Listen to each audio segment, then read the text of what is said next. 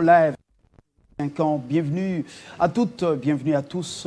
Le seul sujet qui nous intéresse ce soir, c'est justement cette initiative louable, au-delà du travail formidable que fait l'armée à travers le Collège de hautes études stratégiques, je ne sais pas si je l'ai bien dit, CESD, il y a une école qui forme justement des leaders de l'unité, des rassembleurs, bref, des leaders non corruptibles et corrompus, des leaders non tribalistes.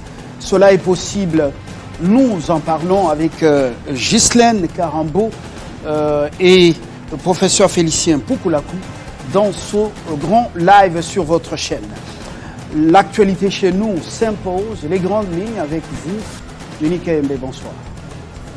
Bonsoir, Fabien Lumbala, bonsoir à tous. Tout de suite, les titres.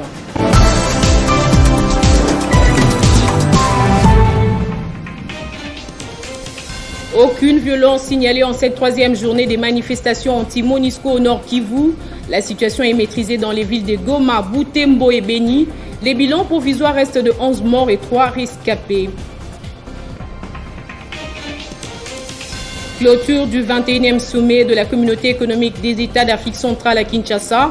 Le ministre congolais de l'intégration régionale Didier Mazenga, qui a présidé cette cérémonie, a retenu plusieurs matières, notamment l'adhésion des parties prenantes à la commission mixte relative à la pacification de la sous-région et de l'Est de la République démocratique du Congo. Dans l'actualité également, les médecins membres du SINAMED déplorent les silences observés par le gouvernement malgré le durcissement de leur mouvement des grèves. Ces derniers promettent de durcir leur mouvement sous la forme hôpital sans médecin à partir du 1er août prochain. Interdiction des taxis motos dans la commune de Lagombe. La police ville de Kinshasa durcit le ton. Les récalcitrants se rendent inquiétés par les éléments de la police. L'annonce a été faite ce mercredi par le général Silvano Kasongo à l'issue d'une réunion tenue avec les représentants des motocyclistes. Merci à tous de votre fidélité à Télé 50. Retrouvez Christopher Ochokoum à la grande édition de ce soir. Entre-temps, je vous laisse en compagnie de Fabien Lumbala pour la suite des Kinshasa Direct.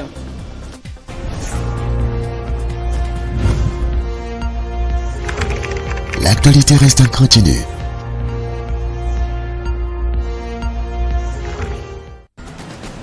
Nous sommes fixés, la charpente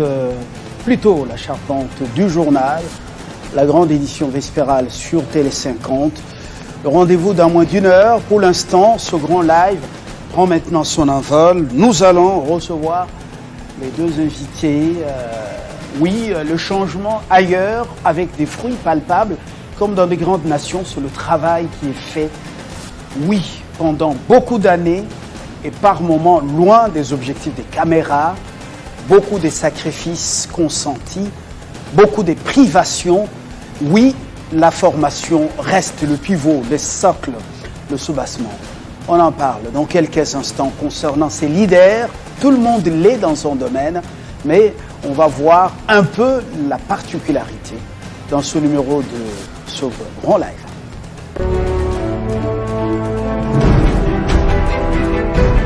Exclusivité Télé 50, Jean-Marie Kassamba reçoit Patrick Mouyaya, ministre de la Communication et Médias, porte-parole du gouvernement. Thématique: situation sécuritaire, relations avec le Rwanda, activisme du M23, état des sièges, départ de la MONUSCO. Le porte-parole du gouvernement explique. Situation économique, mobilisation des recettes, réserve d'échange, lutte contre le coulage. Qu'est-ce qui a été fait exactement par le gouvernement Samalou Condé? Élection 2023, enjeu des préparatifs, financement électoral, pari de l'échéance 2023, surprise ou pas, Patrick Mouyaya répond à Jean-Marie Kassamba dans un grand plateau exclusif à suivre ce mercredi 20h de Kinshasa.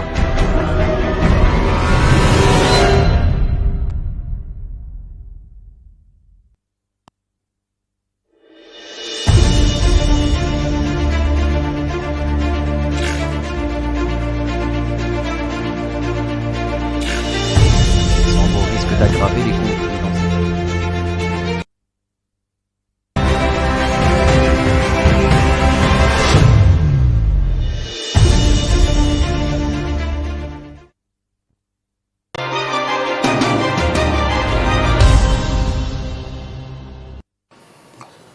Je reçois les invités, un homme, une femme. Je commence par la femme, Germaine Kahambou. Bonsoir. Bonsoir, c'est Ghislaine Kahambou. Ah voilà, Ghislaine. Bon, j'ai massacré votre prénom. Vous êtes copromotrice de Eco for Leaders.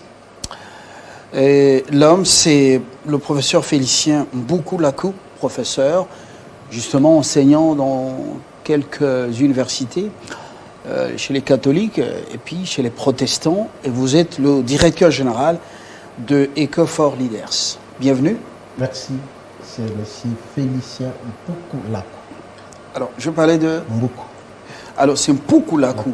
Mboukoulakou. Alors, je constate que j'ai l'art de massacrer les noms des invités. Merci pour la précision. Je disais qu'au-delà du travail formidable qu'abat l'armée à travers son collège de hautes études stratégiques, il y a Eco for Leaders, Eco for Leaders, si on peut le dire, parce que les leaders sont multiples, une école supérieure, mais ce qui m'a beaucoup accroché lorsque je vous ai suivi dans une rencontre, c'est que vous avez la mission de créer un laboratoire de la pensée congolaise regroupant toutes les parties prenantes. Mais ce qui est séduisant, c'est que vous formez des leaders non tribalistes, non corrompus et corruptibles, et des leaders non tribalistes. Alors, pourquoi cette ambition? Merci de la question. En fait, je crois que vous n'êtes pas sans le savoir ce qui se passe dans notre société. Non seulement nous avons ce que j'ai toujours appelé les cancers qui gangrènent notre société, la corruption, la division en fait, qui est une des conséquences du tribalisme, mais nous sommes aussi face à un défi de l'unité du pays. Et je crois que quand il y a un certain nombre de défis, et la responsabilité de l'intellectuel chrétien, africain, c'est également de pouvoir penser quelles solutions nous pouvons, disons, administrer par rapport à cette situation. C'est ainsi que, après des études approfondies avec des professeurs d'université de haute facture et de divers horizons, de diverses confessions religieuses, nous avons estimé qu'il fallait attaquer le mal par la racine. Et quelle est la racine? Ce mal, vous l'appelez cancer. Un cancer ouais. À une étape très inquiétante, la métastase. Tout à fait. Dans cette société, nous parlons de la société congolaise. Okay. Le tribalisme, ouais. les antivaleurs, au-delà des diplômes, au-delà des connaissances, la société, au lieu de monter, ne fait que s'enfoncer. Pourtant, professeur, docteur, on en a beaucoup. Vous-même, vous êtes professeur à l'université catholique, professeur à l'UPC, DG d'une école supérieure, mais on constate que le pays ne décolle pas au-delà de nos diplômes. C'est ça. En fait, je suis professeur à l'UCC, à l'UPEN, pas à l'UPC, et dans d'autres institutions, et Saint-Augustin, dans des grands séminaires. En fait, c'est ça. Et parce que vous savez, Rabelais le disait déjà que science sans conscience n'est que ruine de l'âme. Et donc, nous nous sommes posés également cette question. Qu'est-ce qui fait qu'au-delà de diplômés, même des gens qui vont régulièrement à l'église, si on peut se dire des croyants, des chrétiens, mais pourquoi la société n'évolue pas? Et d'où, donc, il y a quelque chose qui manque au-delà de la science. Et donc, nous devrions d'abord rentrer en nous-mêmes, connaître qu'est-ce qui fait problème. Nous avons perdu notre identité. Et il fallait donc trouver une formation qui vient compléter, qui donne non seulement, si vous voulez, les compétences scientifiques, mais également une formation qui soit pratique pour arriver à proposer une solution par rapport à ces mal. D'où cette étude que nous avons menée avec des spécialistes. Et nous avons découvert que le plus grand problème, c'est le fait que nous avons perdu notre identité. Et c'est à partir de là, parce que lorsqu'on a perdu son identité, on n'est plus humain. Et c'est cela qui engendre la division et comme conséquence, donc on a le tribalisme, la corruption. Alors, pour régler ces problèmes-là, nous avons proposé ce leadership de l'unité, pour les leaders, former des leaders assembleurs qui sont non corruptibles et non tribalistes, et créer justement, comme vous l'avez rappelé, donc un laboratoire de la pensée congolaise qui regroupe toutes les parties prenantes, parce que le but est d'arriver à une société, à construire une société qui soit inclusive. Une société où la fraternité n'est pas seulement un vain mot, mais la fraternité, c'est une réalité qu'on peut vivre. Parce que la vision des Eco4 Leaders, c'est justement de montrer qu'on a investi dans plusieurs domaines, disons de la vie, mais jamais on a investi dans les domaines de la fraternité, sans laquelle l'unité est impossible et sans laquelle nous ne pouvons pas faire face aux défis qui concernent prioritairement notre pays. Monsieur Mpoukou, c'est pour cette raison que vous allez au-delà des couleurs religieuses, bien que l'institution soit d'obédience catholique, mais vous allez au-delà des couleurs religieuses. Je voudrais que Ghislaine prenne aussi la parole. Ghislaine, j'ai été invité à couvrir une manifestation. J'ai fait votre découverte, vous tous deux. Vous ne vous rappelez pas. C'était au mois de mars. Mais vous allez être surpris par ce que je vais vous proposer. C'était pour la première fois que j'entendais certaines choses.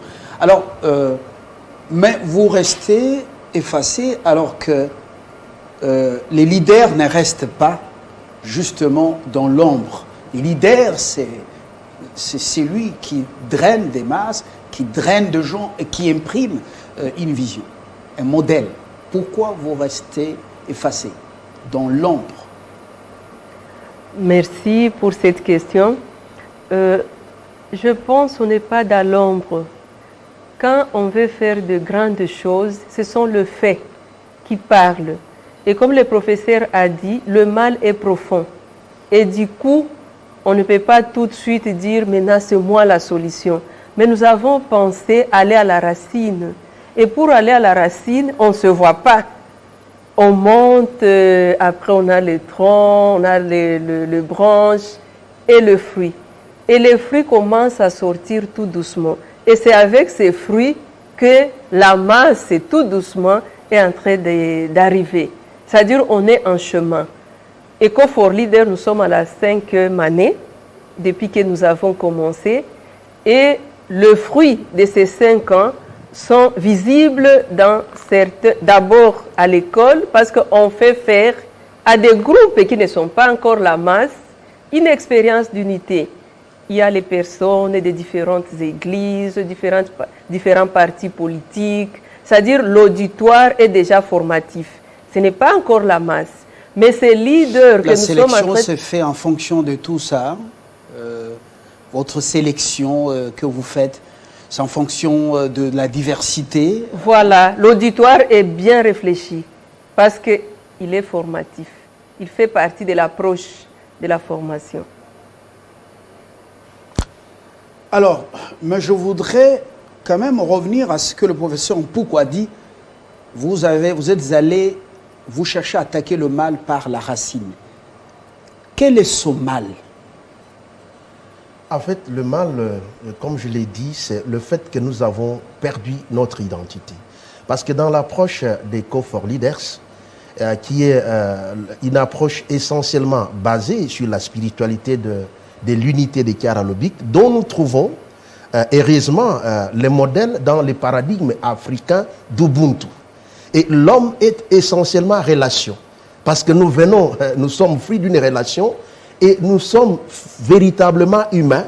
Nous sommes hommes au sens plein du terme qu'en tant qu'être de relation. C'est pourquoi dans la société congolaise africaine traditionnelle, on dit de quelqu'un qu'il a l'Ubuntu lorsque vous êtes en connexion harmonieuse. Lorsque vous avez quelqu'un qui ne mange pas avec les autres, qui est insouciant, etc., il n'est pas humain au vrai sens du terme. Donc, le fait que nous avons perdu cette identité, notre identité en tant qu'humain, en tant qu'être des relations, c'est ça le mal. Le mal a commencé à partir de là.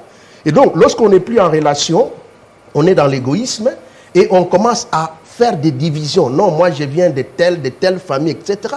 Est-ce que, monsieur Fabien, vous savez que même les noms que nous avons ou le fait que nous appartenons à telle confession religieuse, il y a en quelque sorte en cela les germes de division, qui sont en contradiction avec notre identité en tant que personne, qui sont appelés, qui sont des candidats, donc des aspirants à ce que j'appelle l'unité et la fraternité universelle. Et donc c'est ce qui constitue le mal profond, disons, dans notre pays. Alors il fallait donc revenir à cette découverte pour attaquer les conséquences justement de cette perte d'identité qui se trouve être pour notre pays le tribalisme, dont les dégâts, vous les connaissez dans notre pays, sont énormes. Les divis et la corruption, vous l'avez bien souligné. Et donc nous avons pensé qu'il fallait le faire avec tout le monde, avec des petits groupes, petit à petit, pour que finalement, parce que l'objectif c'est lequel? L'objectif c'est d'offrir à la société, pendant chaque année, un certain nombre de leaders de l'unité, des leaders non tribalistes, non corruptibles, dans tous les domaines, et je dirais même dans toutes les confessions religieuses, de telle sorte que si nous sommes nombreux, alors nous allons changer des choses. Si nous sommes présents partout, nous avons cet esprit, alors nous allons bouger les lignes. Et les lignes commencent déjà à bouger. En fait, Eco for Leader, c'est à la fois l'aspect culturel, l'aspect scientifique, l'aspect religieux. C'est la première école et notre leadership est singulier parce que nous essayons non seulement de donner des cours, mais nous essayons de pratiquer ce leadership de l'unité à travers ce que nous appelons les bases groupes. Vous avez des bases groupes, fonction des leaders qui sont de différents domaines, mais qui vivent comme s'ils vivaient dans une famille. Et ils se retrouvent, ils se partagent, disons, autour des expériences, au niveau du travail, au niveau de la société, etc. Et ça, c'est une approche tout à fait nouvelle. Et nous pensons que cette approche est essentielle et indispensable pour l'avenir d'un Congo nouveau et d'un Congo famille. Parce que c'est ça l'objectif des Cofolidaires. Il faudrait que nous arrivions un jour à faire de ces pays un pays famille. Un pays où les gens vivent comme frères et sœurs. Et à partir de ce moment-là, je crois que tout va aller de soi. Madame Karambo, le problème, est-ce qu'il n'est pas celui de l'éthique? Est-ce que attaquer le mal par la racine, est-ce que ce n'est pas commencer par la famille, former le papa et la maman pour que cela puisse commencer de la base jusqu'au sommet? Quelle est votre compréhension personnelle? Vous le faites au niveau déjà des masters, les gens sont déjà là, des adultes responsables, par moments incorrigibles. Quand ils quittent les théories, ils quittent les auditoriums, mais ils sont déversés dans la société où ils reproduisent les tares de leur famille, de leur environnement. Comme l'a écrit un Belge, le comportement d'un individu est dicté, déterminé par le contexte socio-économique dans lequel il a vécu ou il vit. Très bien. Avant de créer Eco for Leader, le professeur Félicien a dit nous avons fait une analyse sociologique, politique, anthropologique pour arriver à offrir ce leadership de l'unité. Alors, les produits finis d'Eco for Leader, qu'est-ce qu'ils font? Comme j'avais dit que le mal est profond et le mal s'est consolidé pendant plusieurs années. Si aujourd'hui nous voyons la division qui semble impossible à résoudre, c'est parce qu'il y a eu plusieurs années où nous avons mis des valeurs à côté. C'est-à-dire on a créé un système, je l'appelle un système d'antivaleurs. Même aujourd'hui, l'enfant, il peut tricher à l'école parce que c'est le papa qui lui dit, il va donner de l'argent. C'est-à-dire c'est institutionnaliser la corruption, le tribalisme. Non, on ne va pas chez tel parce qu'il va te tuer. On a normalisé les antivaleurs et pendant plusieurs années. Alors, nous avons voulu d'abord, quand vous dites qu'il fallait commencer par la famille, mais nous sommes sur plusieurs pieds. On marche sur plusieurs pieds. Parce que quand vous formez un leader qui est enseignant, c'est sa classe, c'est l'institut qui est formé. Quand vous formez un chef de parti politique, c'est tout un aspect qui change. C'est pour cela que nous avons pensé, au départ on pensait d'ailleurs faire des formations de 3 mois. Quand on a fait une expérience d'1 année, on avait organisé une très grande rencontre, là où on a invité toutes les diversités, le responsable des églises, il y avait les nonces, il y avait le prêtre, les pasteurs, les professeurs de plusieurs institutions, il y avait les jeunes, les adultes. Et à cette rencontre, on nous a dit non, le mal est profond, on ne peut pas s'arrêter à 3 mois d'expérience. C'est-à-dire les déclics que nous voulons ici et ici, il faut une formation plus consistante. C'est comme ça, on est passé de ce qu'on pensait au départ, de faire 3 mois, à un master en bonne et due forme, et on a été agréé très rapidement par l'enseignement supérieur et universitaire. J'ai vu Moïse Ndonzangi dernièrement ici dans une photo en votre établissement. C'est très bien. Alors, je vais vous surprendre parce que vous ne saviez pas que j'étais là. C'est là que je vous ai ciblé. J'ai lancé l'invitation par le biais de quelqu'un, mais avant mon départ pour une mission, je n'ai pas eu la chance de vous avoir. Donc, je vais vous surprendre avec ce reportage que j'avais moi-même réalisé. J'étais invité par quelqu'un d'autre. Vous allez être surpris.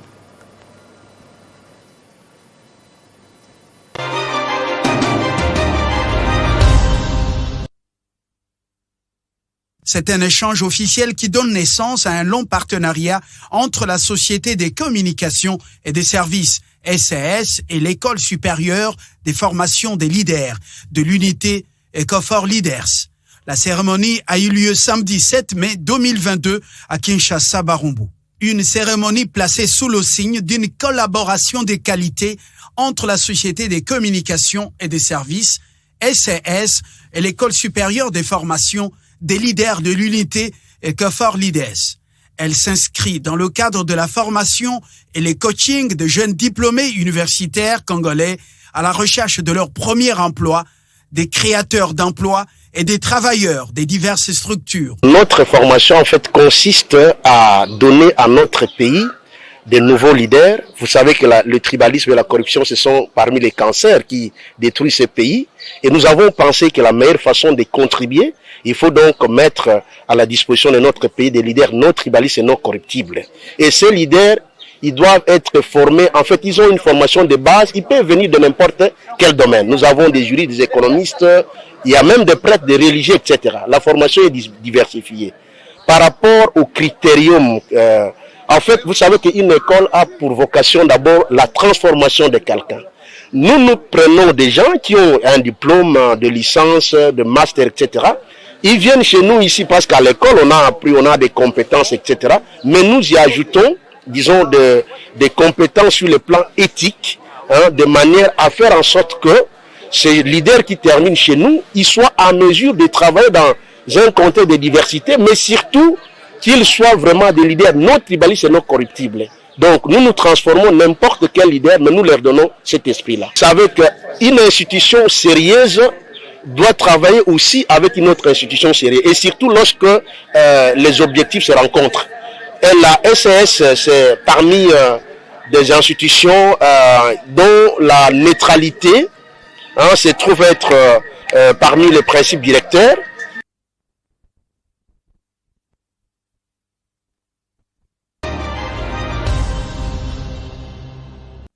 Une surprise? Agréablement. Voilà. Des jeunes, après leur formation académique, viennent pour ces valeurs et du coup, des sociétés commencent à venir pour puiser chez vous. Comment expliquer cette étape? Comment vous en êtes arrivé là? Si vous le permettez, je voudrais d'abord commencer par dire un grand merci à la société SAS à travers, disons, son DG, M. Jean-Robert Issifois.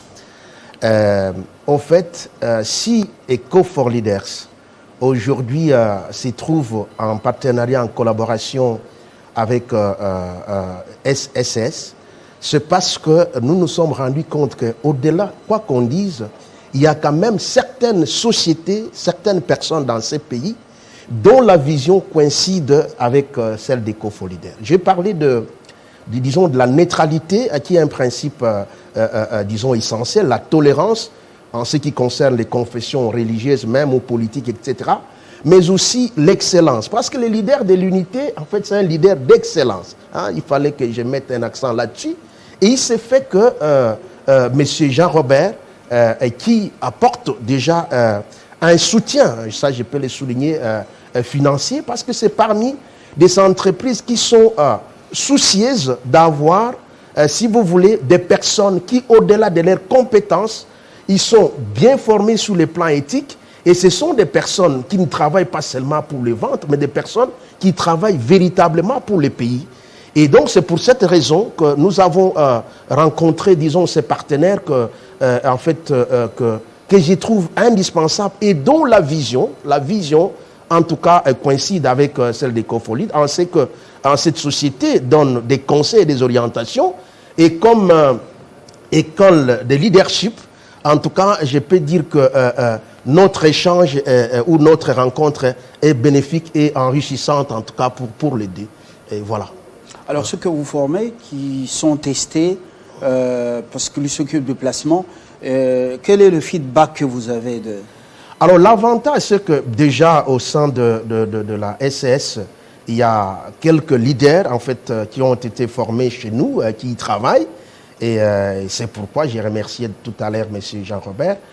Mais aussi, au fait, nous sommes à la fois, donc nous travaillons pour ce leadership de l'unité, mais également parce que ces leaders doivent être insérés quelque part pour qu'ils arrivent à transformer cette société. Et donc, lorsqu'on arrive à Eco for Leaders, on ne travaille pas que pour les pays de manière, parce qu'on a eu des formations pour devenir leader de l'unité, des compétences intellectuelles et éthiques, mais aussi on a la facilité, si vous voulez, de pouvoir être embauché, parce que comme je l'ai dit tout à l'heure dans le reportage qui m'a surpris, Eco for Leaders, c'est une institution sérieuse, et une structure qui est sérieuse doit nécessairement travailler avec des structures sérieuses comme la société SSF.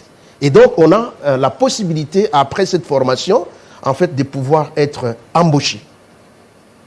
Alors, Ghislaine, vous formez justement dans le cadre des techniques de médiation et résolution des conflits dans les organisations en conflit, dans le contexte africain, leadership pour le changement social, élections, gouvernance et démocratie. Pour les dernières thématiques, ça tombe à point nommé. 2023, c'est une année cruciale. Vous avez déjà compris les conflits au-delà de la guerre dans l'Est. Les politiciens politiques se rentrent dedans à travers leurs militants. Quel rôle vous allez jouer concrètement pendant cette période? Vous parlez au futur, mais nous sommes déjà au présent. Parce que dans l'auditoire, nous avons d'abord les personnes qui viennent des partis politiques différents, parfois opposés. Nous avons des personnes qui viennent de différentes provinces et aussi les personnes qui parfois ne partagent pas les mêmes idées sur la situation du pays. Nous les avons dans l'auditoire et nous avons les cours qui permettent des échanges. Ça, c'est déjà une expérience très, très forte pour, d'une manière particulière, cette année, nous avons lancé la filière élection, bonne gouvernance et démocratie. Ces gens ici, ils vont accompagner le processus électoral. Il y a ceux qui avaient déjà une expérience, ils sont en train de renforcer leurs capacités dans ces domaines. Alors, l'école, qu'est-ce qu'elle fait? En proposant certains cours qui permettent des échanges pour d'abord tester notre capacité d'entrer à cohésion.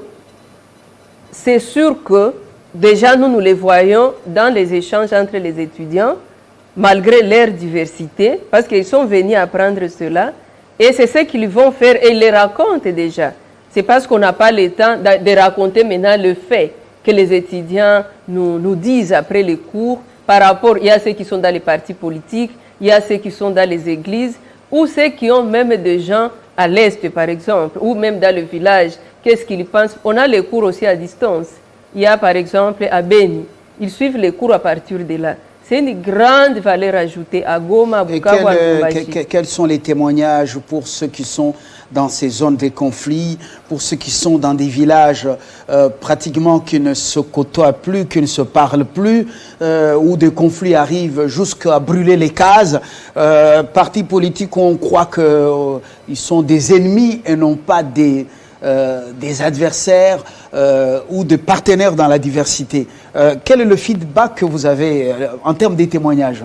En termes de témoignages, puisque nous organisons, au-delà de cours classiques, nous organisons aussi des séminaires sur des thèmes clés par rapport au pays. Récemment, nous avons organisé un séminaire sur la violence, les traumatismes et traumatisme et quoi encore? Prévention. Voilà. On a organisé ce séminaire et il y avait 12 villes connectées. Et il y avait aussi quelques personnes en dehors du pays qui étaient connectées. C'est là où j'ai vu la puissance de cet auditoire que nous créons. Ça, c'était en modulaire. Parce qu'on a le master, on a aussi les modulaires. C'était un séminaire de 3 jours. Et pendant ces 3 jours, nous étions Kikwit, Kisantu, Bedi, Goma, Lubumbashi. On était connectés. Et comme on parlait de traumatisme, de violence et justice, par exemple, les conflits qui sont à Kikwit, ils ont une couleur. Et ils nous ont raconté beaucoup de faits. Parfois, les conflits sont autour, par exemple, de mariage ou de la mort. Quand quelqu'un meurt, il y a beaucoup de conflits, les familles se divisent. Par exemple, à Beni, ils nous ont parlé des gens qu'on égorge, qu'est-ce que ça donne dans les personnes. Et ce qui m'a touché par rapport aux expériences de Beni, c'était, puisque la personne qui nous partageait s'appelle Victor, je vois encore son visage, il disait, en tout cas, nous sommes dans une situation insupportable. C'est très difficile pour nous-mêmes et pour les enfants, voir cadavres tous les jours, ou écouter la mort. Il y a une peur qui se crée dans les gens. Et lui, il a dit, le fait qu'on était là, toute la RDC, c'était une thérapie pour lui. Il a dit, nous sommes traumatisés au quotidien. Puisque chaque province a sa couleur de traumatisme, puisque le Congo, quand on parle en général, nous souffrons, nous tous. Et la thérapie, que je peux dire, de ce séminaire, il a dit, parfois, on a l'impression que peut-être on souffre ici, les autres, ce n'est pas leur problème. Mais pendant ce séminaire, nous sentons que chaque maison soigne quelque part, même les palais, palais de la nation. Oui, il dit on sent un soulagement. Parce que quand quelqu'un de Kisantu disait « Ah, quelle joie mon frère, nous sommes avec vous dans cette souffrance », c'était une thérapie. Puisqu'on est traumatisé tous les jours sur beaucoup de choses. Et lui, quand il a dit ça, ça a donné une réponse. Il y avait aussi beaucoup d'expérience sur ça. De relativiser parfois ce que je vis parce que j'ai écouté l'autre qui dit ceci ou cela et de renforcer la cohésion entre nous. Est-ce qu'il vous arrive d'associer les décideurs politiques, membres du gouvernement, décideurs au niveau du Parlement, avec des témoignages particuliers comme ça de leurs épouses? Non, mon mari hier n'a pas mangé en écoutant telle nouvelle de l'Est ou de tel coin du pays. Il n'a pas mangé, il est allé dormir triste, par exemple. Ce sont quand même des témoignages qui peuvent édifier ceux qui sont traumatisés, comme nos frères et sœurs de l'Est du pays. Tout à fait. Pour ajouter et puis répondre à votre question, vous savez, une des thérapies en ce qui concerne les conflits, les traumatismes, c'est d'abord donner un espace à la personne de pouvoir exprimer ce qu'il ressent. Et ça a été un moment inoubliable pour ce séminaire. Et à ce séminaire, nous avons effectivement invité d'une manière ou d'une autre toutes les personnes qui sont concernées, les politiques, la police et l'armée, et les juges notamment, et puis les différentes couches de la société. Et à la fin, je vous dis, il y a des gens qui étaient étonnés de voir que parfois, lorsqu'on parle de conflits à la télévision, etc., alors qu'ils ont écouté finalement les gens qui les vivent au quotidien, et c'est formidable. Il y a des gens qui sont sortis de cette salle, et nous avons invité aussi, disons, une représentante du docteur Mukwege, disons, à ces séminaires, pour essayer également de donner cet aspect des conflits. Je crois qu'il y a des gens qui sont sortis, non pas tristes, mais avec une résolution de pouvoir éviter d'être des acteurs des conflits. Et que si quelque chose dépendait de moi pour mettre fin à cette situation, notamment à l'Est ou dans un autre coin du pays, il fallait le faire. Et donc, il y a beaucoup de flux au-delà. Vous avez posé la question tout à l'heure, parlant de la famille. Je veux vous expliquer, il y a un monsieur qui est étudiant à Ecofolide, et il a été grand fonctionnaire dans des organisations internationales, etc. Un jour, j'étais à l'école, qui je reçois? Son épouse. Qu'est-ce que l'épouse est venue poser comme question? Elle est venue me dire, je venais tout simplement voir cette école qui a transformé mon mari. Parce que ça fait plus de 30 ans que nous sommes mariés, jamais mon mari m'a associé dans une décision quelconque par rapport à la famille. Et j'ai été étonné depuis qu'il a commencé cette formation et que mon mari m'associe, nous devons faire les projets de famille ensemble. Alors je voulais voir cette école qu'il a transformée, alors qu'il était médecin, disons, de son état. Et pendant toutes ces années, et donc il y a eu cette déclic-là par rapport à la formation que nous donnons, parce qu'elle n'est pas que théorique, elle est essentiellement pratique. Il y a des exercices également que nous donnons pour que ces enseignements-là ne restent pas théoriques. Donc il y a beaucoup de fruits.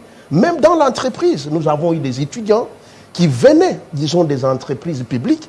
Et un jour, moi, j'ai reçu également des chefs, certains directeurs des entreprises de l'État, qui sont venus non seulement visiter l'école, mais qui ont envoyé d'autres étudiants parce qu'ils ont estimé que dans les secteurs où travaillait l'un d'eux qui était à Eco4Leaders, en tout cas, ce n'était pas comme avant. D'ailleurs, ce monsieur a été promis d'une certaine manière parce qu'il a été envoyé comme responsable justement dans une des provinces de l'Est de la République. Étant donné, on a estimé qu'il a des aptitudes de quelqu'un qui peut travailler sans tenir compte des origines des différentes personnes qui sont à sa disposition. Merci pour ce témoignage. Mais la personne formée, vous dites, doit passer par 3 phases. Quelles sont ces phases? Alors, la première phase, c'est le démantèlement de la vieille mentalité. Parce que vous savez que, comme nous avons dit que le mal est tellement profond, nous avons été éduqués et formés dans une société où les antivaleurs ont pris la place des valeurs. Donc, il y a une vieille mentalité qui est enracinée dans le chef des Congolais. Il faut commencer par démanteler, disons, cette vieille mentalité. Mais si cette mentalité est démantelée, alors nous passons à la deuxième phase, qui est l'acquisition, si vous voulez, d'une nouvelle mentalité, d'une nouvelle manière de voir les choses, de faire les choses. Et après, lorsqu'on a cette nouvelle, disons, culture, manière de faire des choses, cette nouvelle mentalité, alors il y a la dernière phase est pratique, c'est l'expérience sur terrain. Parce qu'on ne peut pas apprendre des choses et puis reste gardé pour... Et c'est pourquoi même, ceux qui terminent à Eco4Leaders, il y a un serment. Parce que notre école, non seulement suit, même ceux qui travaillent dans des entreprises, ils restent en connexion, si vous voulez, avec l'école. Et nous avons des rencontres pour savoir qu'est-ce qui se passe, comment l'école peut les coacher, les aider, aller de l'avant, résoudre les problèmes. Mais aussi, nous les suivons parce que lorsque nous apprenons que le leader ne marche plus selon les valeurs qu'il a, appris tout au long de sa formation, alors nous retirons le diplôme. Et c'est pourquoi il y a un serment. Donc lorsqu'on a fini sa formation, on doit prêter serment pour ne travailler que pour le leadership de l'unité. Alors qu'est-ce qui est fait concrètement au-delà de ce suivi dans la vie professionnelle, la vie courante justement? Qu'est-ce qui est fait pour que ce laboratoire prenne corps, ce laboratoire de la pensée congolaise qui regroupe toutes les parties prenantes, ceux que vous avez formés, ceux qui ont eu aussi des valeurs ailleurs et qui ont le souci de voir cette société être axée, assise sur des valeurs, une société dont le monde va parler. Qu'est-ce qui est fait concrètement? C'est d'abord ces réseaux que nous avons lancés. C'est quoi ce réseau? Vous avez un groupe WhatsApp avec des numéros de gens. C'est quoi ce réseau? Non, il y a les groupes WhatsApp, bien sûr, chaque promotion c'est un groupe. Il y a le groupe des professeurs. Alors, et puis il y a maintenant le groupe de ceux qui sont embauchés, en passant par chez nous. Comme le professeur a dit, on les accompagne. C'est-à-dire, ces réseaux qui est déjà là et qui doit s'élargir. Puisque nous sommes ici aussi pour ça. parce que la communication est destinée à un grand public. Hein. C'est sûr qu'il y aura les personnes qui seront intéressées à faire soit le master, soit le modulaire, pour élargir ces réseaux qui existent déjà. Et ces réseaux, c'est où, c'est quoi? Par exemple, les professeurs qui viennent donner cours chez nous, ils disent oui à la vision. Ils disent oui aux valeurs. Il y a un professeur récemment, un grand professeur, qui m'a dit quand je suis ici, il donne cours partout à l'UNIKIN, il a dit quand je suis à Eco4Leader, je suis libre de dire tout ce que je dois dire parce que l'approche le permet. Parce qu'on a comme impact. Mais dans le respect de la personne humaine, dans le respect de l'autre.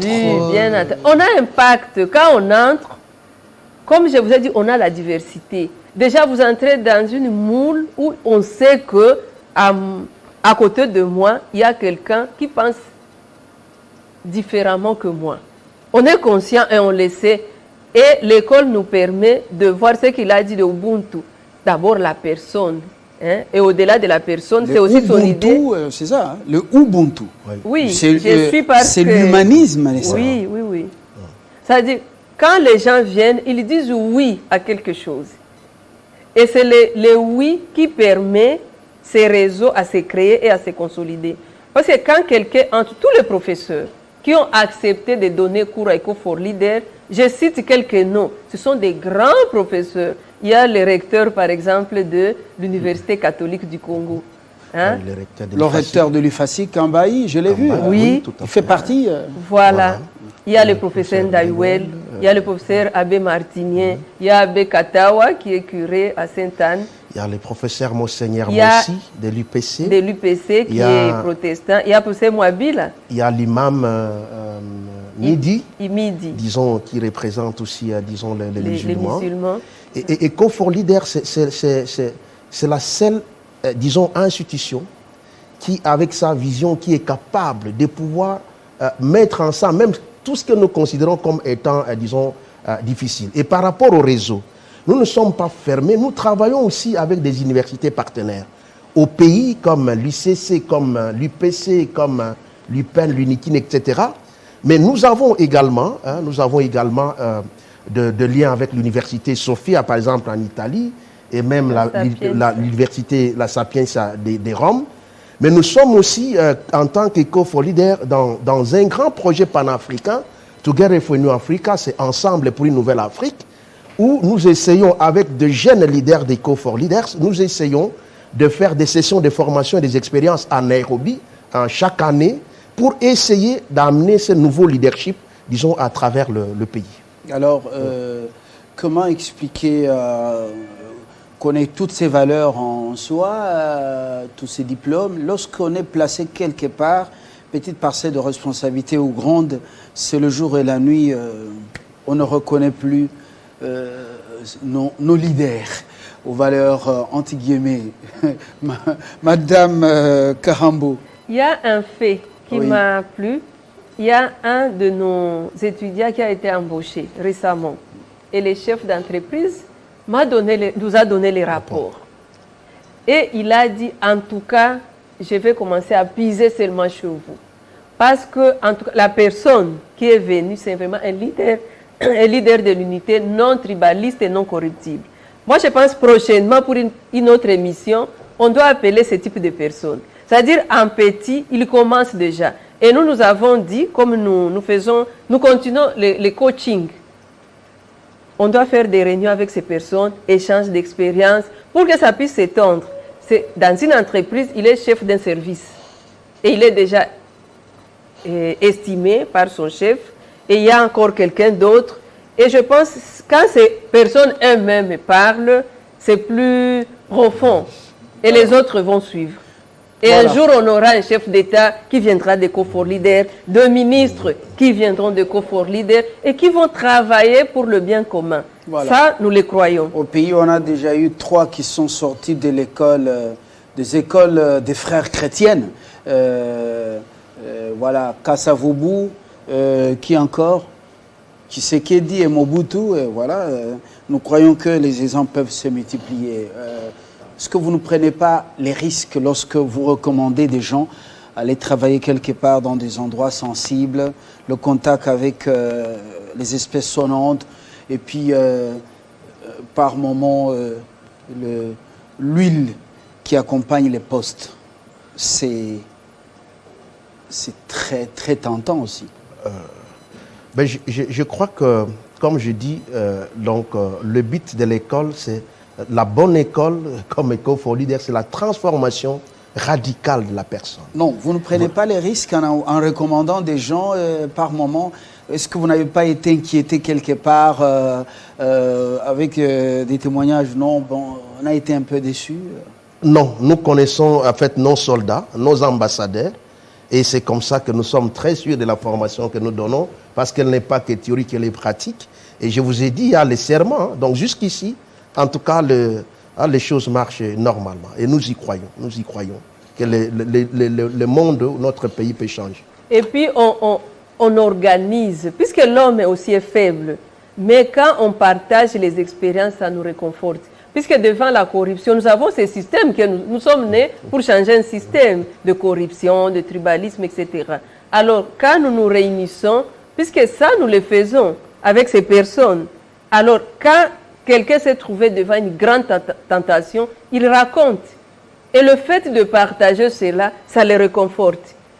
Ah ok, on se soutient. Puisque dans notre contexte, on en a besoin. Le mal est profond. De se soutenir. Parce qu'on peut tomber facilement. On peut tomber facilement. Mais on a ces réseaux qui nous aident à nous renforcer. Pour ne pas être les agents du système. Mais être plutôt, aller à contre-courant. Les transformateurs du système. Voilà. C'est ça. Voilà. Alors, bon, on a fini, du moins pour ce soir. Vous êtes à Barumbu. Nous sommes à Barumbu, sur l'avenue, disons, de la pharmacie, numéro 71 ou 71, comme on dit, dans ce qu'on appelait autrefois ex-centre culturel italien. Juste à côté de la prison d'Endolo. La prison d'Endolo. Juste après. Ouais. D'accord. Ouais. Ghislaine Karambo, cette fois-ci, je n'ai pas massacré le nom. Vous êtes copromotrice de École for Leaders et Félicien Poukou Lakou, DG ou directeur général de École for Leaders. Je vous ai découvert par le canal de quelqu'un, Jean-Robert Issifois, et j'ai été vraiment accroché. Les choses que vous racontiez étaient cohérentes. Et, je suis très intéressé par ça. C'est pourquoi j'ai voulu qu'on les partage avec le grand public. Merci et très bonne soirée. Merci beaucoup pour l'invitation. À vous aussi, merci de nous avoir donné de votre temps. Le journal dans plus d'une dizaine de minutes sur Télé 50. Nous vous retrouverons très prochainement avec le même plaisir. Bonsoir chez vous.